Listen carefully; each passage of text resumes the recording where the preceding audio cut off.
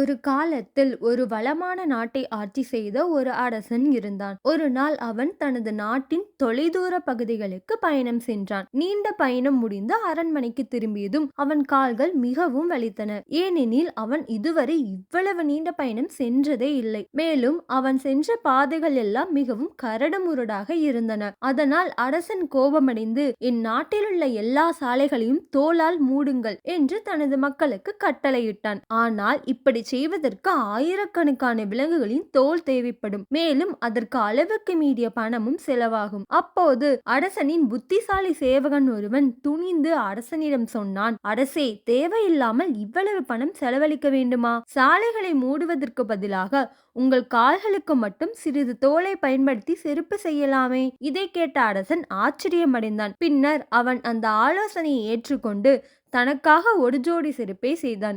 வாழ்க்கை பாடம். இந்த கதையில் ஒரு முக்கியமான வாழ்க்கை பாடம் உள்ளது. இந்த உலகத்தை மகிழ்ச்சியான இடமாக மாற்ற வேண்டும் என்றால் உலகத்தை மாற்ற முயற்சிக்க வேண்டாம். முதலில் நாம் நம் மனதை மாற்றிக்கொள்ள வேண்டும். மற்றொரு இனிமையான கதையோடு நாங்கள் உங்களை சந்திக்கிறோம். லைக் மற்றும் சப்ஸ்கிரைப் பண்ணுங்க மக்களே. வீடியோ பார்த்த அனைவருக்கும் நன்றி.